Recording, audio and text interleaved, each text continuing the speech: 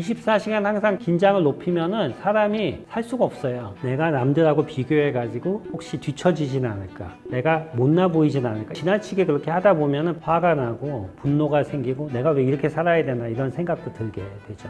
이게 나쁜 게 아닙니다. 자기 예민함 때문에 또 잘하는 분야도 있어요. 그러니까 남들이 잘 생각 안 하는 분야도 생각하게 되고 남들이 보지 못하는 생각을 하고 남들이 보지 못하는 분야를 보거든요. 매우 예민한 사람들을 제가 책을 내고 참 많은 분들을 만났습니다. 그리고 참 놀라운 거는 자기 분야에 성공한 분들이 많아요. 근데 항상 힘들게 사세요. 그 이유가 뭔가 하면은 안녕하십니까. 저는 성균관의대 삼성서울병원 전홍진입니다. 매우 예민한 사람들을 위한 상담소와 매우 예민한 사람들을 위한 책으로 인사드린 적이 있습니다. 반갑습니다. HSP라고 하면은 매사에 예민하고 민감한 사람들을 지칭하는 말입니다. 우리가 이제 만나는 사람들, 그 사람들과 대화를 할 때 그 사람들의 표정이나 말투에도 민감하고요. 소리에도 민감하고, 냄새에도 민감하고, 매사에 민감하고, 그냥 지나갈 것도 지나가지 못하고 신경을 쓰게 되는 분들을 HSP라고 하게 되죠. 예민한 분들이 예를 들어서 다른 사람들하고 회의를 하거나 이야기를 한다고 생각하면은 우리가 대화의 내용에만 집중해야 되는데 그 사람의 표정이나 말투, 공간이 주는 그런 분위기 이런 것들에 하나하나 신경을 쓰다 보면은 전체적으로 그 대화의 내용보다도 그 이외의 것에 압도당하게 되죠. 그러다 보면은 내가 가지고 있는 에너지가 고갈이 되는데 점심을 넘어가면서 오후가 되면은 이제 정신을 못 차리고 계속 힘들어지게 되죠. 그래서 집에 가면은 거의 뭐 운동을 하거나 다른 시간을 보내기 어렵고 집에서 누워서 자고 아무것도 못하는 그런 상황이 되는 경우가 많습니다. 체크리스트가 제가 이제 쓴 책에도 나와 있는데 우리가 구별하는 방법이 몇 가지가 있습니다. 예민한 분들은 다른 사람들을 다 신경을 써요. 그러니까 내가 뭐 폐를 끼치지 않았을까? 내가 뭐 잘못하지 않았을까? 그래서 그 사람들의 표정이나 말투나 그 사람들이 하는 행동 하나하나를 다 나랑 관련 지어서 생각해요. 갑자기 표정이 찡그리면 아 내가 뭐 잘못한 것이 있나? 이런 식으로 생각을 하다 보면은 그 자체가 압도돼 가지고 힘이 들게 됩니다. 그래서 예민한 분들은 특히 사람들이 많은 곳에서 발표를 한다든지 같이 있는 것을 힘들어하고요. 그 다음에 두 번째는 소리에 굉장히 민감합니다. 그래서 층간소음에도 민감하고 누가 소리를 지른다든지 깜짝 놀라게 하면 굉장히 화가 나죠. 그리고 어떨 때는 숨이 답답하거나 막히기도 합니다. 그리고 지하철이라든지 사람들이 많은 공간 이런 데서 있으면 호흡이 안 되는 것 같고 막 심장이 두근거리고 이런 느낌도 받게 되죠. 그래서 다른 사람들은 좀 편하게 있을 수 있는 공간이나 그렇게 힘들지 않은 공간에서도 상당히 많은 에너지를 쓰게 되는 특징이 있습니다. 예민한 분들 특징 중에서 대표적인 게 건강에 대해서 걱정을 많이 하는 겁니다.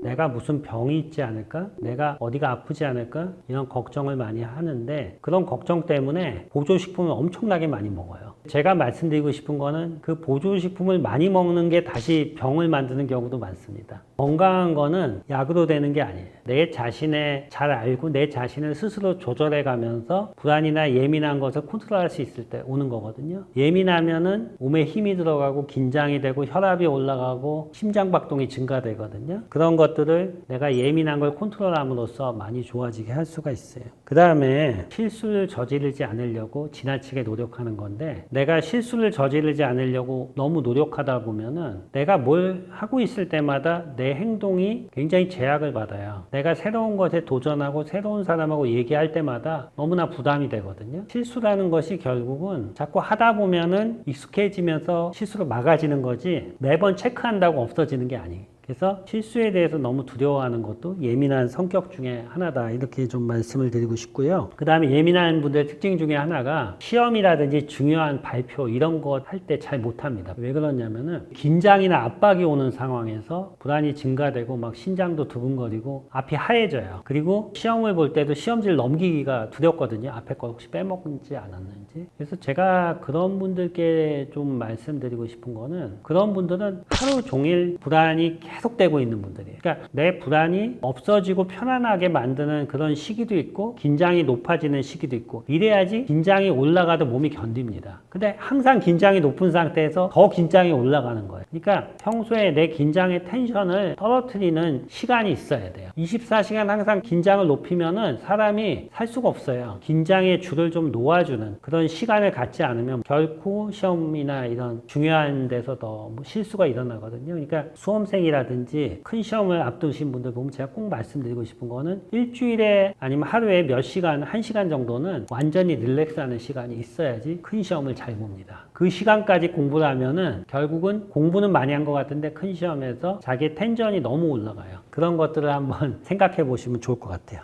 근데 제가 이제 말씀드리고 싶은 거는 자기 자신을 잘 아는 게 중요합니다. 그 체크리스트를 하면서 내가 이런 부분에는 되게 예민하고 또 민감하고 이런 부분이 있구나. 그리고 이것 때문에 좋은 점도 있지만은 또 내가 굉장히 에너지가 고갈되고 힘든 부분도 있을 거야. 이렇게 생각을 하면은 도움이 되고요. 이게 나쁜 게 아닙니다. 왜냐하면은 우리 사회가 점점 예민함을 필요로 하는 사회예요. 그냥 예전처럼 아무거나 넘기면 안 되고 정보를 많이 받아가지고 분석도 해야 되고 세상이 빨리 변화하는 거에 적응해야 되잖아요. 예민한 게 필요한데 그만큼 필요 없는 정보에 에너지가 고갈되기도 하는 그런 특징이 있습니다. 그래서 자기 자신을 잘 알면은 잘 그런 것들을 조절하고 내가 대처 방법을 알게 되면은 내가 가지고 있는 에너지가 좋은 쪽으로 또 필요한 쪽으로 쓰이는데 도움이 될 거예요. 감정을 잘 드러내지 않고 억누르다 보면은 겉으로는 그냥 허허 웃으면서 예민하지 않게 생각을 하는데 실제로는 굉장히 쉽게 예민해지고 민감해지고 또 말에도 상처를 잘 받거든요. 그리고 사람들하고 어울리면은 자기 과시를 많이 해요. 왜 그러냐면은 내가 남들하고 비교해 가지고 혹시 뒤처지진 않을까, 내가 못나 보이진 않을까, 이런 것 때문에 지나치게 그렇게 하다 보면은 피곤해서 또 만나기가 힘든 거예요. 그래서 결국은 남녀 모두 자기 자신의 본 모습보다 실제로 비춰지는 모습이 차이가 있을 수 있는 경우가 있습니다. 그러니까 자기를 억압하는 경우가 많아요. 내가 가진 감정을 겉으로 드러내지 않고 내가 약하다는 것을 드러내지 않기 위해서 하는데 결국 한계가 있습니다. 그러다 보면은 화가 나고 분노가 생기고 내가 왜 이렇게 살아야 되나 이런 생각도 들게 되죠.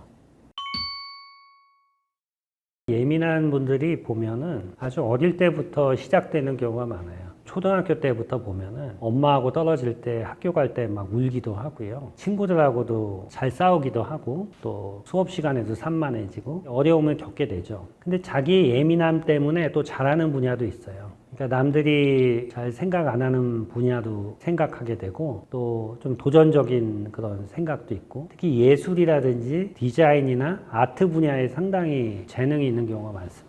왜냐하면은 남들이 보지 못하는 생각을 하고 남들이 보지 못하는 분야를 보거든요. 예를 들어 가지고 예민하고 민감한 분들이 자기의 직업이나 자기가 하는 일이 예민한 거하고 전혀 안 맞는 일을 한다 그러면은 상당히 힘들 거예요. 근데 그런 예민함이 잘 발현돼 가지고 내가 하는 일에 도움이 된다. 그러면은 이게 굉장히 큰 능력을 발휘할 수도 있는 거죠. 제가 한 가지 예를 들어보면은 옷을 디자인하는 분이 있는데 유행이 있죠. 트렌드. 그런 거를 잘 보고 거기에 맞춰서 옷을 만들고 다른 사람들이 좋아할 만한 옷을 잘 만드는 그런 능력이 노력한다고 되는 게 아닙니다. 타고난 그 예민한 그 감각이 있어야 되거든요. 그래서 그런 감각이 있는 분이 그런 분야를 하게 되면 성공하겠죠. 근데 맨날 수학 공부만 한다 그러면은 어떻게 될까요? 수포자가 될 거예요. 그러니까 우리가 되게 교육이 획일적이잖아요. 그러니까 그렇게 자유로운 영혼을 가지고 있고 디자인 감각에 민감하고 남들이 모르는 눈을 가지고 있고 이런 분들을 담아낼 수가 없어요. 그러니까 힘든 거거든요. 근데 자기의 어떤 능력을 잘 발휘해서 자신의 능력이 내가 하는 일에 접목되도록 잘 할 수 있으면 큰 도움이 될 거다. 저는 그런 생각을 하게 됩니다.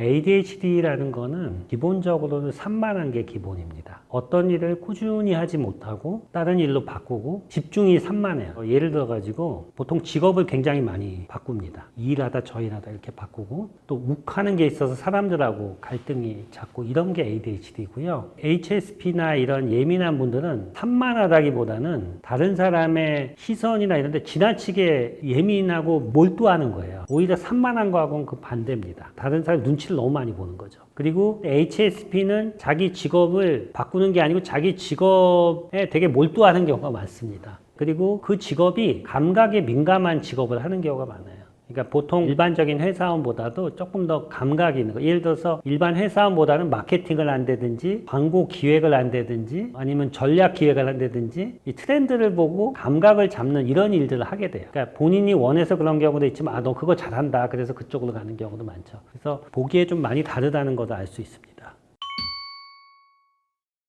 예민하고 민감한 분들 보면은 어머니 아버지도 그런 경우가 많아요. 본인이 항상 매사에 예민하고 사람들 눈치도 많이 보고 소리에도 민감하고 그런데 가만 보면 어머니도 어릴 때 그랬다 그러고 실제로 두 분이 만나면 잘 싸웁니다. 엄마도 예민하고 딸도 예민하니까 한 가족이 다 그러면은 자기가 그런지 혼동을 하게 되기가 쉬워요. 그래서 이런 가족적인 약간 그걸 기질이라고 하는데 그런 경향이 있고요. 그 이외에는 후천적으로 어떤 사고나 트라우마 같은 경우를 당하고 그렇게 되는 경우가 많습니다. 왜냐하면 우리가 사고를 당하거나 트라우마를 겪으면 굉장히 강한 기억이 머릿속에 자리 잡게 되거든요. 그러면 그 기억이라는 것이 우리가 현재 하는 행동이나 현재하고 그 기억이 잘 연상이 됩니다. 이게 뭐냐면은 예를 들어서 어릴 때 뭐 교통사고를 당했단 말이에요. 그러면 그 장소에 가면은 커서도 굉장히 불안하고 느낌이 안 좋죠. 그처럼 그 기억이 거기에 남아 있어 가지고 이거 연상을 자꾸 짓거든요. 그리고 어릴 때 예를 들어서 폭력을 당했거나 이런 분들 보면은 그 부모님을 연상시키는 그 모습을 보고서 막 화가 나는 경우도 있어요. 자기도 모르게. 연상작용이 잘 일어나기 때문에 외부의 자극이나 시선이나 이런 데 굉장히 예민해지는 경우가 많습니다.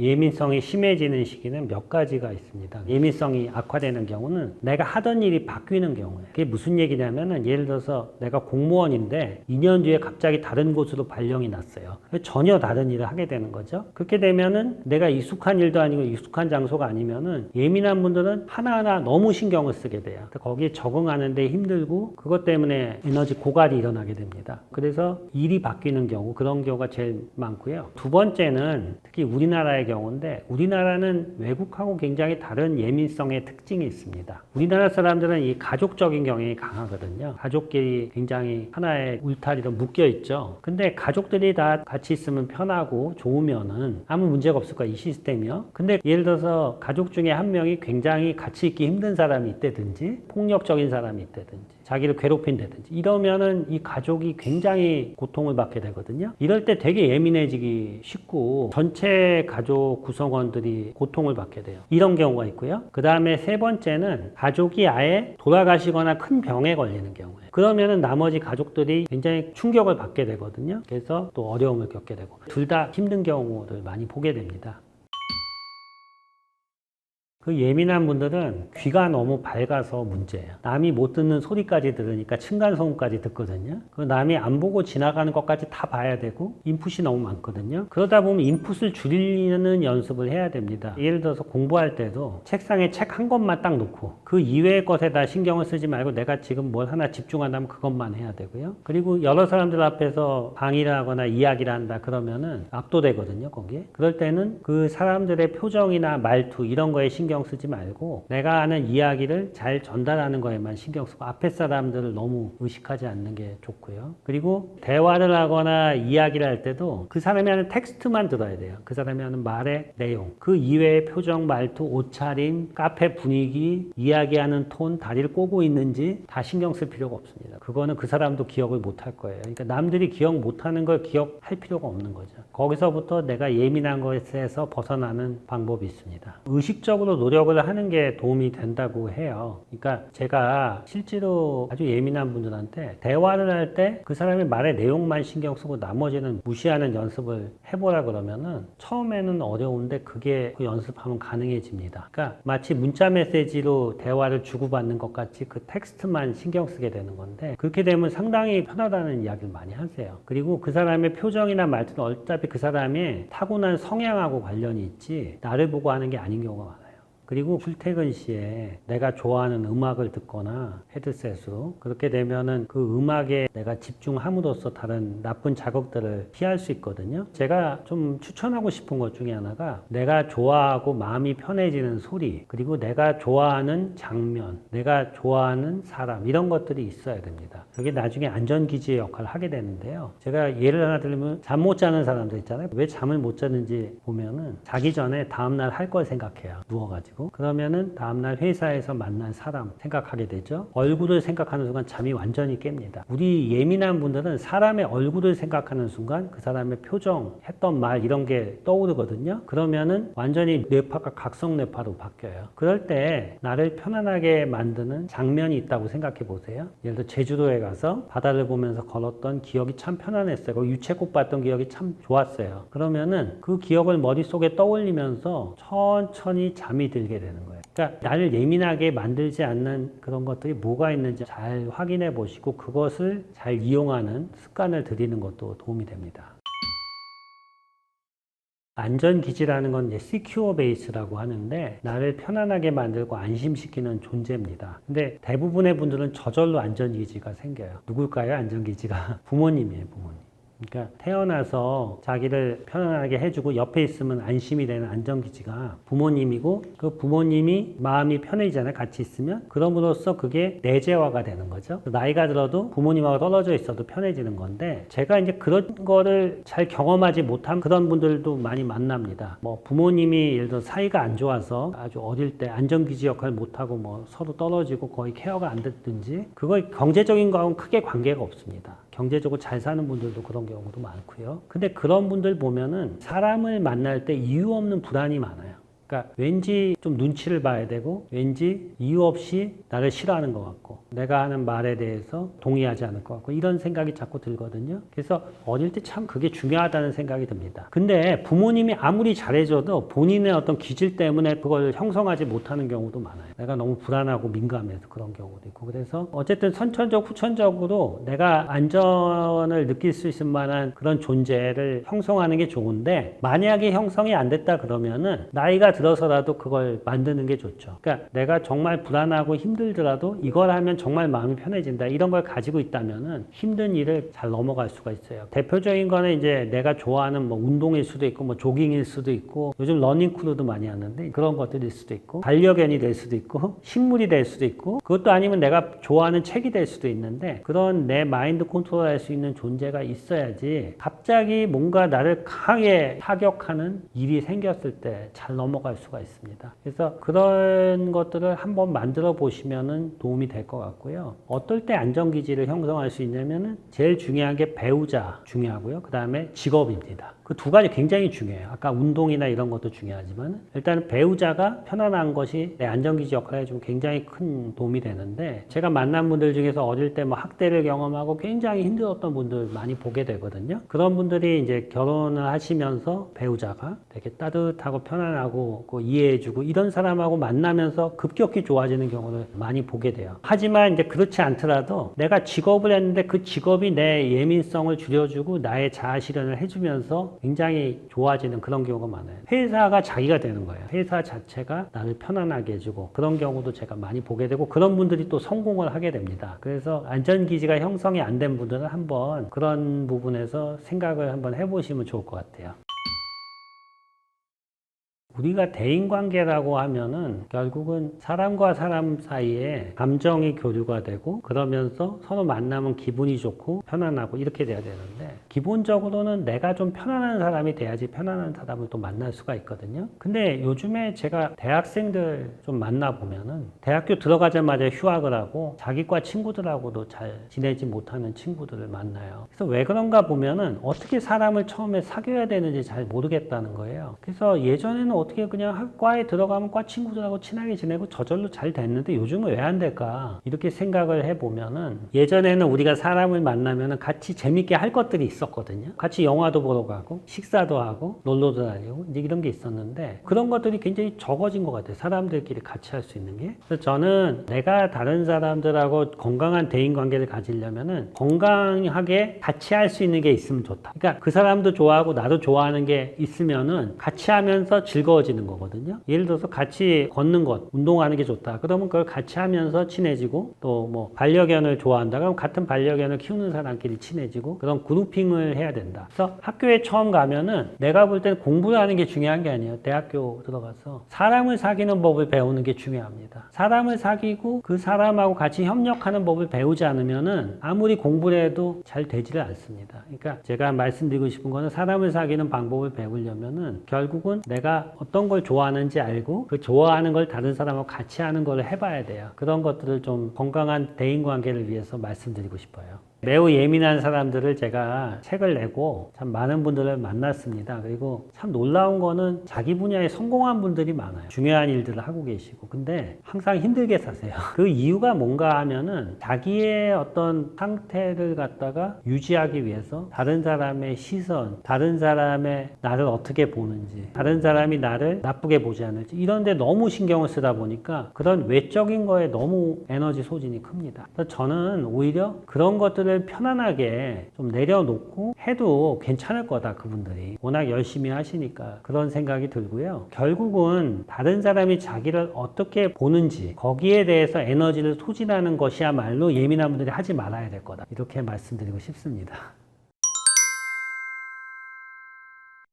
실제 현장에서 좀 만나보면은 요즘은 일 안 하고 집에서 그냥 지내는 분들도 많아요. 일을 할 에너지가 없는 거죠. 타고난 성향 예민한 것도 있지만은 약간 우리가 비전형성 우울증이라고 하는데 그런 특징도 있는 거죠. 우울증 중에서 그렇게 밤낮이 바뀌고 다른 사람의 그런 거부에 민감한 특성을 가진 우울증이 있어요. 그래서 제가 좀 말씀드리고 싶은 거는 내 자신을 자기가 컨트롤 못하면은 다른 사람은 안 돼요. 내 자신을, 내 몸을 내가 컨트롤하려는 첫 번째 시도를 좀 해보셨으면 한다. 자기 자신을 컨트롤하고 작은 수입이라도 직접 노동을 통해서 버는 그 연습을 하셔야 돼요. 우리가 감정을 억제하고 자꾸 참게 만드는, 그래서 서비스를 제공하는 게 과연 좋은 일인가, 나는 그런 생각이 들고, 그게 결국 우울증을 만들거든요. 내 자신을 내가 의욕이 나게 살아가고 싶고 또 즐겁게 살아가고 싶다면은 내 자신을 바꿔봐야 돼요.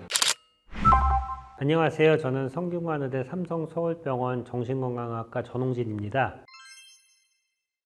제가 30대 젊은 층들 보면은 이렇게 아무것도 안 하려고 하고 이렇게 무기력증을 보이는 분들이 많아지고 있다 그래요. 그래서 무기력해서 집 밖에도 안 나가고, 그리고 주로 침대에 누워서 지내고, 음식도 거의 배달 음식 시켜 먹고, 사람들하고 대인 관계도 거의 안 하고, 그런 분들이 늘어나고 있다고 합니다. 제가 일단은 실제 현장에서 좀 만나보면은 예전에는 30대들이 대부분 일을 하고 있었는데 요즘은 일 안 하고 집에서 그냥 지내는 분들도 많아요. 그게 일단 일자리가 줄어든 것도 큰 원인일 거예요. 점점 청년층 일자리가 줄어들고 있잖아요. 그런 것이 중요한 원인일 거고, 또 하나는 일을 할 에너지가 없는 거죠. 일을 하고 싶은데 일자리가 없는 것도 아니고 능력도 되는데 에너지 자체가 없는 그런 분들도 좀 많이 보게 됩니다. 이제 우리가 이제 자세히 보면 뭐 우울증의 일종이라고 볼 수가 있겠습니다. 이런 분들 보면은 보통은 아침에 가면 이분들을 만날 수가 없습니다. 점심 넘어서까지 자요. 그래서 1시쯤 일어납니다. 그 다음에 일어나서는 주로 잠옷을 입고 집에서 주로 누워서 지내는 생활을 많이 하고요. OTT를 많이 봐요. 그리고 밤에는 좀 굉장히 늦게 자요. 새벽 3시, 4시쯤 자고, 뭐 하나 보면 주로 유튜브를 본다든지, 뭐 유튜브도 저희가 지금 찍고 있으니까 저희 걸 보고 있을 수도 있겠네요. 다른 거는 이제 밤에 좀 많이 먹습니다. 그래서 약간 야행성 같은 느낌을 받게 되죠. 왜 일을 안 하냐 그러면 자기는 에너지가 낮기도 하지만은 에너지의 시작이 1시입니다. 오후 1시. 그러니까 출근을 할 수가 없는 거예요. 이런 분들을 보게 됩니다. 가만 보면은요, 에너지가 우리 몸에서 가장 피크를 치는 그 시간이 사람마다 있는데 보통 사람들은 오후 2시 정도 됩니다. 아침에 일하고 오후 한 2시쯤 되면 가장 에너지가 좋고, 그때 회의하면 좀 빠릿빠릿하죠. 3시, 4시 넘어가면 기력이 쇠진하게 되는데 이분들은 그때는 이제 막 일어날 때예요. 그리고 새벽 1시쯤 되면 빠릿빠릿해집니다. 우리 몸이 각성되는 시기가 굉장히 늦고요. 그 시기에는 주로 뭐를 하느냐, 글로벌 네트워크에 심취해 있는 거죠. 그리고 그냥 누워있는 경우도 흔합니다. 다 특징을 보면 밤에 많이 먹는 특징이 있고요. 예전에는 밤에 먹고 싶어도 못 먹었어요. 식당이 다 문을 닫았으니까요. 근데 요즘에는 또 시켜 먹을 수가 있잖아요. 그래서 이분들이 더 그런 경향이 있습니다.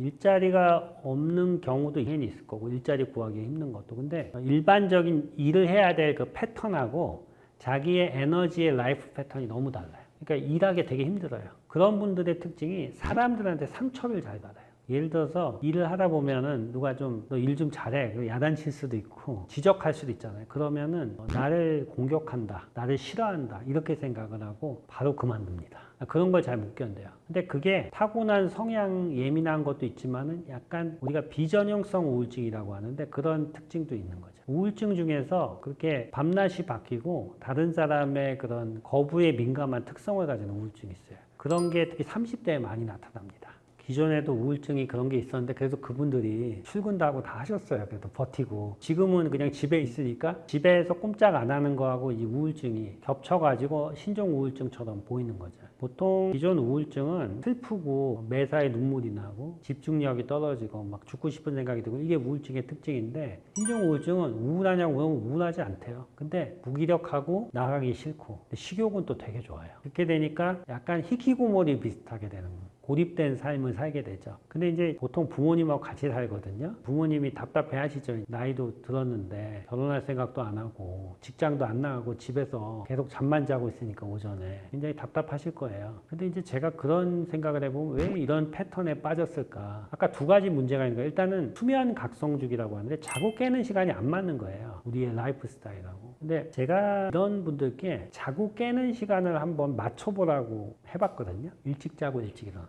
근데 일찍 자는 거는 정말 힘들어요. 잠이 안 와요. 어떡하냐고 잠이 안 오는데 그러면 일찍 깨는 건 가능하냐? 그거 가능해요. 왜냐하면 잠을 거의 안 잤어도 깰 수는 있거든요. 그래서 아침에 버티는 거예요. 비몽사몽. 근데 아침에 좀 버티니까 며칠 지나니까 잠이 조금씩 일찍 오더라는 거예요. 우리의 밤낮의 주기가 아침에 깨는 시간이 딱 정해지면 거기에 맞춰서 자는 시간이 다시 세팅이 되거든요. 근데 그게 괴로워요. 처음. 한 일주일이. 근데 점점 맞춰지게 되는데 그러면서 밤에 식욕이 좀 떨어지게 됩니다. 식욕을 피크로 하는 시간도 점점 당겨져요. 아침에 일어나는 시간을 일단은 픽스를 하고 그걸 앵커링을 하는 게 이 사람이 전체적인 에너지의 분포가 맞춰지는 거거든요. 근데 그거를 잘 안 하려고 그러는데 제가 그래가지고 이거는 먼저 거기서부터 시작을 해야 된다. 일단 그것을 하면서 내 에너지를 한번 분산을 해보자 다시. 그래서 노력을 하니까 돼요. 그 다음에 그게 맞춰지잖아요. 그러면 오전에 약간 정신이 듭니다. 이제. 9시부터 12시 사이에 약간 정신이 들어요. 그러면 이제 일할 준비가 살살 되기 시작합니다. 아침에 에너지를 주기 위해서 아침에 식사를 해요, 오히려. 저녁은 조금만 하고. 그 다음에는 이제 집 밖에 나가는 훈련을 해야 돼. 집에만 히키고모리처럼 있었거든. 오전에 한번 나가고 오후에 한번 나가고. 집 밖에 나가서 내 생체 리듬을 만드는 거예요. 그렇게 해가지고 좀 예민한 것을 오전에 특히 이제 누가 건드리면 되게 예민하고 막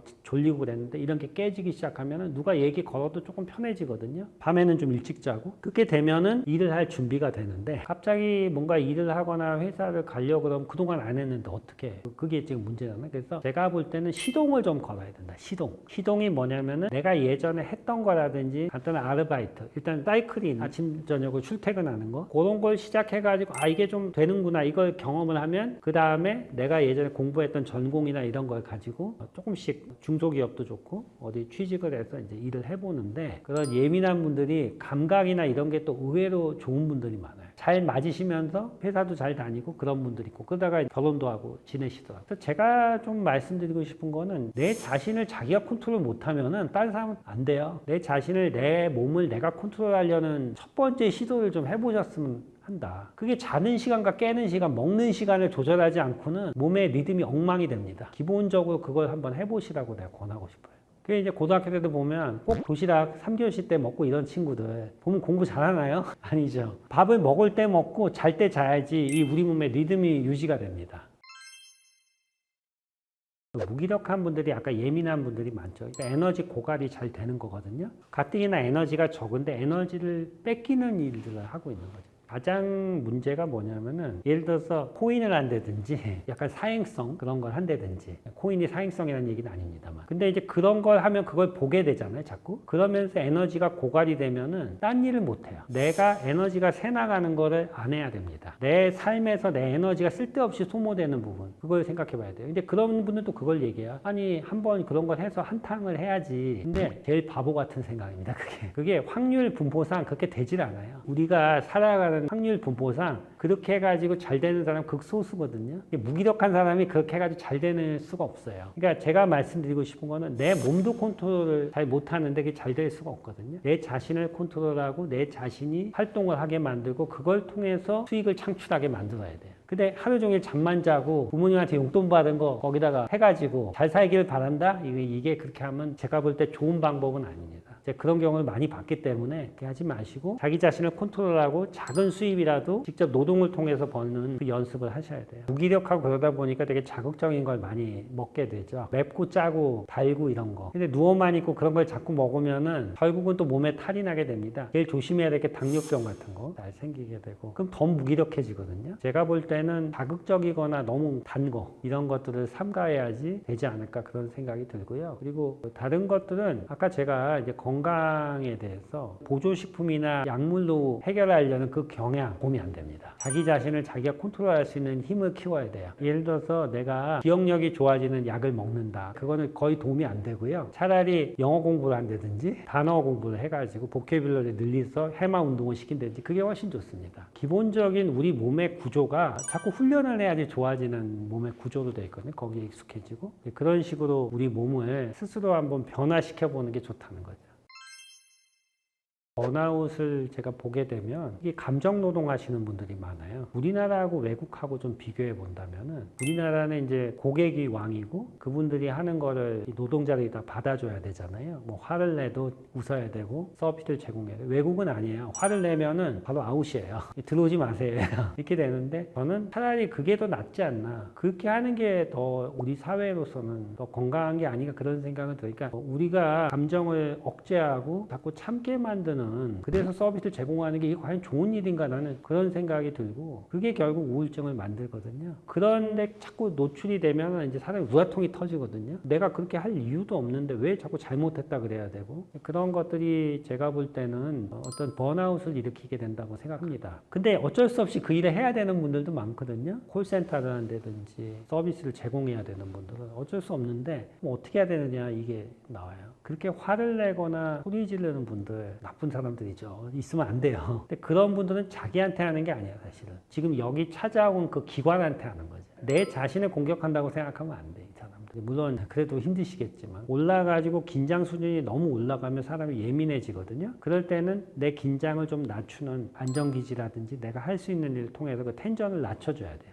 그래서 저는 그런 생각이 드는 게 다른 사람들한테 서비스를 자기한테 제공해 주는 사람들한테 항상 고맙다는 얘기를 해요. 자기가 돈을 줬다고 그 사람들의 고마움에 100% 보답하는 길이 아니에요. 아무리 자기가 돈이 있어도 그 사람들이 없으면 서비스를 제공받을 수 없거든요. 그래서 항상 고맙고 그 사람들이 나한테 해주는 헌신에 대해서 기쁜 마음으로 감사하는 생각을 가지고 있는 게 우리 사회가 더 크게 발전하는 길이에요. 저는 그 생각을 하거든요. 우리가 아주 작은 서비스를 제공해 준다. 예를 들어서 카페에 갔는데 맛있는 커피를 아이스 아메리카노를 주셨어요. 너무 감사하다. 이렇게 맛있는 커피를 주셔서 물론 제가 페이는 하지만은 고맙다고 인사를 하면은 그분이 번아웃이 훨씬 덜해요. 그렇게 하면 참 좋을 것 같아요. 저는 그 생각이 드는 게 결국은 우리 사회로 봐서는 돈을 주는 것 자체가 그 사람의 모든 고마움을 하는 게 아니다. 이걸 좀 하면 어떨까 그런 생각을 많이 하게 돼요. 요즘에. 그러니까 트라우마를 주지 않는 사회가 굉장히 중요해요. 존중해 주는 것만은 부족하고 내가 돈을 받고 지불했지만 그 사람이 주는 그 감사와 성의 그거에 대해서 항상 감사할 줄 알아야 돼요. 그러니까 자본주의적으로 돈을 줬으니까 끝이다 이렇게 생각하면 안 되고 우리가 돈이라고 하는 재화를 통해서 그 사람을 산 게 아니에요. 그 사람한테 우리가 서비스를 부탁을 한 거죠. 그 사람을 자체를 무시하면 안 돼요. 그게 되게 중요한 우리 사회의 어떤 건강해지는 길이 아닐까 전 그 생각을 많이 해요. 저는 항상 고맙다 그러거든요. 항상 물건을 사거나 음식을 해서 항상 고맙다 그래요. 조금 전에 밥 먹고 왔을 때도 너무 맛있게 먹어 감사하다고. 그러니까 모든 걸 돈으로 치환하려는 게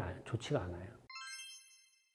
그거는 사실 개인하고 회사가 해야 되는 건데 결국은 가치 부여입니다. 가치 부여. 그게 무슨 얘기냐면은 내가 하는 일에 가치가 있나? 가치가 있는 순간 내가 하는 일이 아름다워져요. 그러니까 예를 들어서 내가 우리 동네를 깨끗하게 청소를 한다. 그러면은 누군가 와서 너무 깨끗하게 청소해줘서 감사합니다. 동네가 깨끗해졌네. 그러면서 내가 하는 일이 가치가 있구나. 그러면 그걸 할 때 신이 나는 거거든요. 근데 그게 아니고 너 지금 월급은 얼마 받았으니까 거기에 대해서 다 참고 일해. 그렇게 되면 번아웃이 오는 거거든요. 그러니까 나는 그 돈을 받고 일을 하지만은 네가 하는 일이 얼마나 중요한 일이고 소중한 일인지 그 동기부여를 하는 게 번아웃의 가장 중요한 건데 다른 사람이 해줘도 되고 내 자신이 자기한테 해도 돼요. 저는 그 생각을 하는 게 모든 사람들이 하는 일이 다 가치 있는 일이거든요. 사실 우리 사회를 위해서 경중이 있질 않아요. 그거를 자기가 너무 하찮게 여길 때 이게 문제가 생겨요. 저는 생각이 드는 게 사실 우울증도 뭐 누구나 겪을 수 있는 일이고 그거를 잘 극복하고 잘 지내시는 분들이 많거든요. 근데 결국은 내 자신을 내가 의욕이 나게 살아가고 싶고 또 즐겁게 살아가고 싶다면은 내 자신을 바꿔봐야 돼요. 아까 그렇게 우리 생활의 리듬을 만들어보고 에너지를 주고 그래도 안 되면은 또 전문가를 찾아서 도움을 받고 그런 식의 능동적인 태도가 중요한데 여성분들은 그런 걸 잘해요. 남자들은 너무 안 합니다. 그런 걸.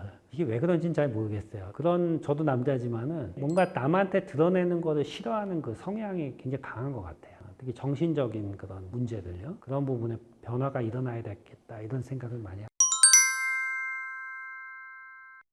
우리나라처럼 외모에 대해서 굉장히 관심을 많이 가지는 나라가 없거든요. 근데 그런 것들이 왜 문제가 되냐면은 결국은 다른 사람이 자기를 보는 그 시선에 민감해지는 거야. 그리고 그것이 결국은 자기를 또 규정하게 되거든요. 그때 굉장한 트라우마를 또 애가 겪게 됩니다. 그러니까 애한테 못할 짓을 하는 거예요.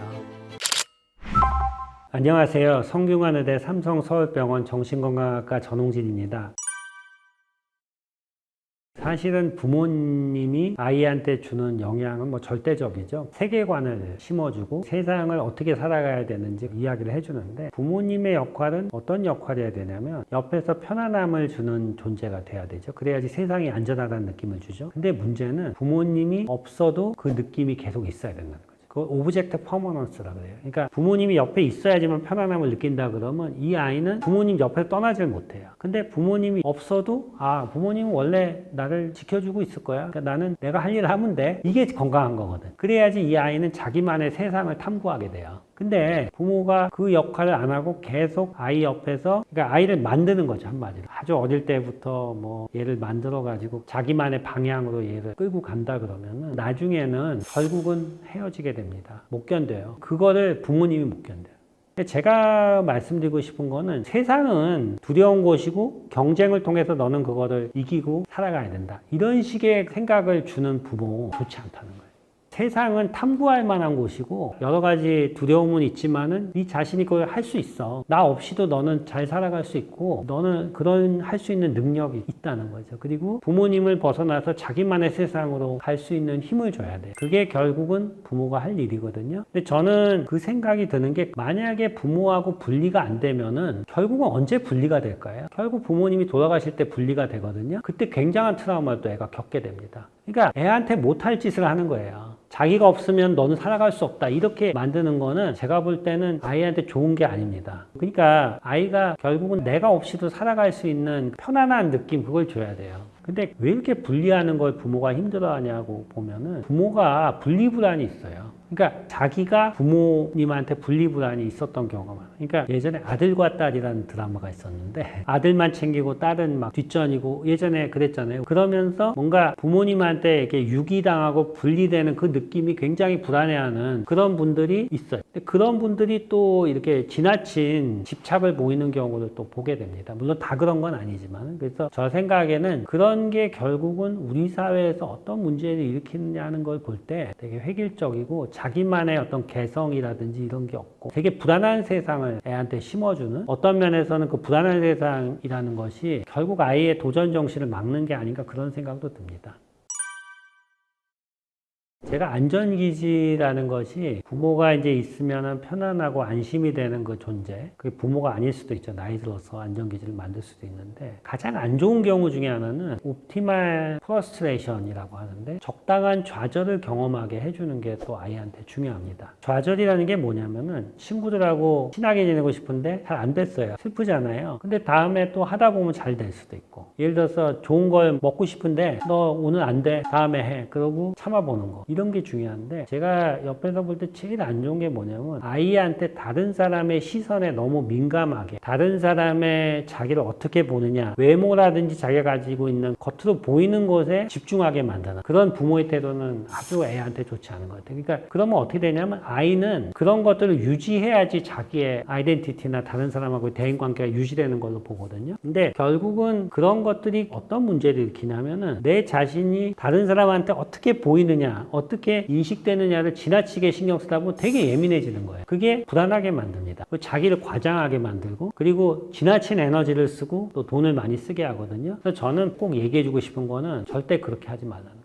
아이들일수록 더 실용적인 가치가 뭐냐 옷을 입는다면 옷이 어떤 걸 입어야지 가장 좋은 거냐 따뜻하게 자기 자신을 잘 해줄 수 있는 게 중요한 거잖아요. 진짜 그 내재적인 가치를 아이가 판단할 수 있게 도와줘야 되고 다른 사람이 자기를 보는 그 명품이라든지 메이커를 집중하게 하는 그 태도를 버려야 돼요. 그렇지 않으면은 그 아이는 그걸 유지하기 위해서 자기 에너지의 대부분을 쓰게 됩니다. 그래서 부모님은 얘가 저렴한 옷을 입고 걔도 깨끗하게 입고 잘 입으면은 그걸 칭찬해 줘야 돼요. 그리고 너무 멋있다고 저는 그런 생각을 요즘 많이 해봤습니다. 특히 젊은 세대가 이제 앞으로 실질적인 그 사람들하고 대인관계를 하기 위해서 내 자신의 가치를 만들려면은 내 자신의 가치를 그런 식으로 포장하는 거를 하는 거는 아주 예민하고 지치게 만드는 길이 아닌가 좀 그렇게 생각을 합니다.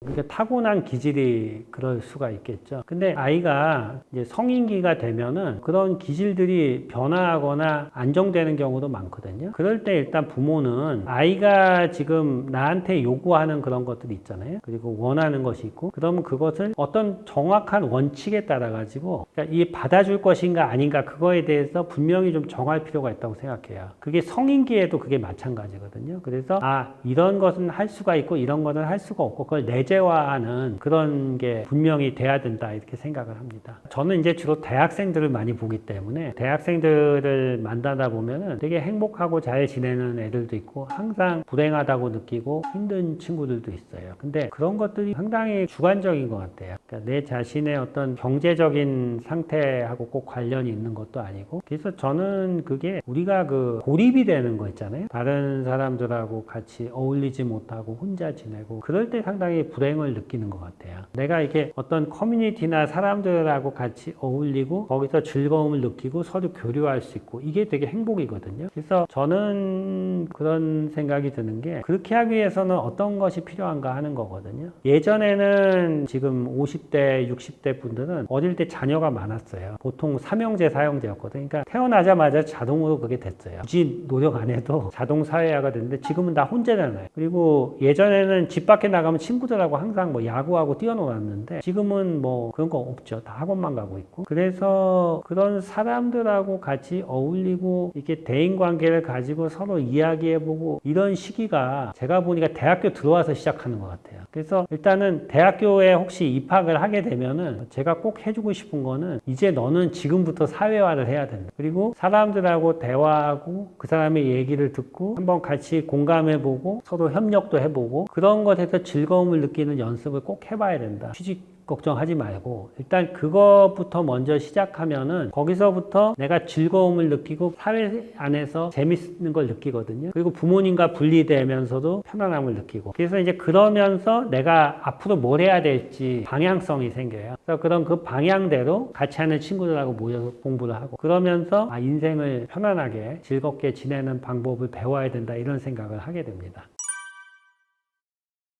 우리가 몸 상태를 행복하고 편안하게 하려면은 행복한 사람들의 특징 중에 하나는 통증이 없어야 돼요. 몸이 어디가 되게 아픈 데가 있고 예를 들면 허리 디스크가 있다든지 어딜 다쳤다든지 그러면은 행복 지수가 뚝 떨어져요. 그래서 제 생각에는 자기 관리나 이런 측면에서 잘 치료를 받고 잘 생기지 않게 미리 관리를 하는 그런 것들이 중요합니다. 이게 나이가 들수록 아픈 데가 많을수록 그 행복 지수가 떨어지거든요. 그리고 다른 거는 보행이라든지 걷는 거 나이가 들수록 중요한 게 내가 내 자신의 몸을 잘 움직일 수 있어야지 행복이 생겨요. 그러니까 내가 어디 갈 때마다 때마다 부축을 해야 되고 갈 때마다 누구 도움을 받아야 된다고 그 행복이 엄청나게 떨어지거든요. 그래서 두 번째는 이 몸의 근육이라든지 걷는 거를 튼튼하게 만들어서 이런 움직임이나 이런 게 잘 되도록 하는 거. 그게 중요하고 세 번째는 이제 우울이라든지 불안, 불면, 긴장, 기억력 저하 이런 정신건강의 문제들이 삶의 질을 많이 떨어뜨려요. 근데 그런 것들이 불특정 다수 누구나 생겨요. 그럴 때 내가 그런 문제 때문에 생활에 지장이 있거나 내가 지금 하는 직업에 문제가 생기거나 이럴 때 그거를 자꾸 숨기려고 하면은 이게 커집니다. 그러고 숨기려고 하다 보면 문제가 계속 옮게 되거든요. 그래서 그거를 다른 사람한테 오픈하고 도움을 받을 수 있는 그게 오히려 건강한 거다. 이렇게 제가 말씀드리고 싶습니다.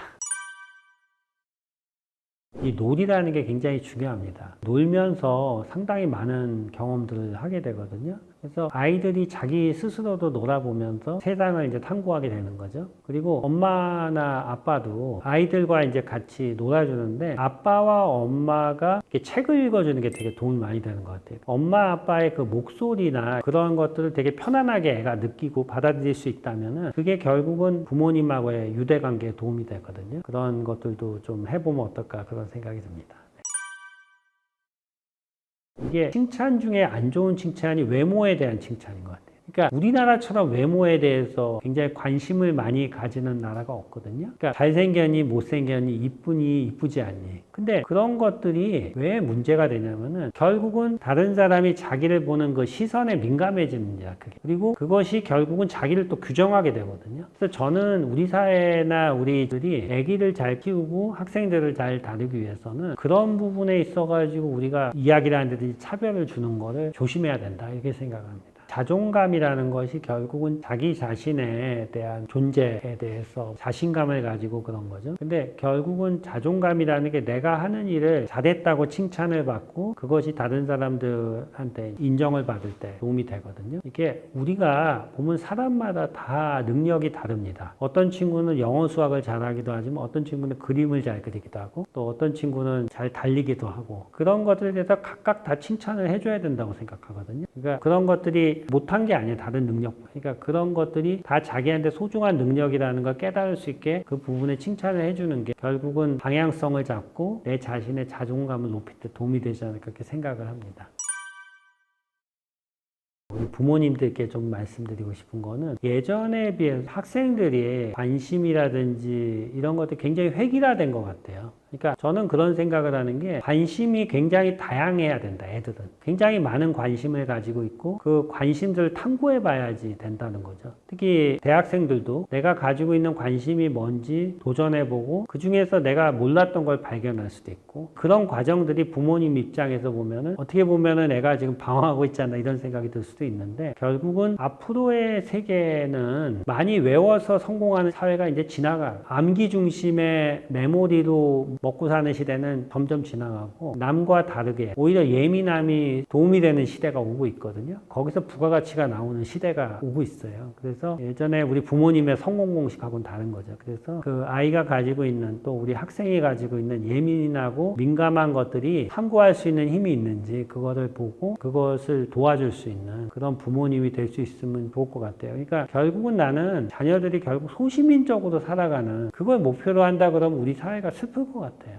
그냥 자기 가족들 잘 먹고 잘 사는 그걸 목표로 애가 큰다 그러면 얼마나 슬픈 사회예요. 그러니까 내가 잘하는 걸 좀 도전하고 남과 다른 생각을 해보고 그걸 성취를 이루는 사회가 되면 더 낫지 않을까 싶은 생각은 들거든요. 그래서 뭐 참 어려움은 있겠지만 우리 아이들이나 우리 대학생들이 조금 더 앰비셔스해질 수 있게 조금 부모님이 도와주시면 어떨까 그런 생각을 하게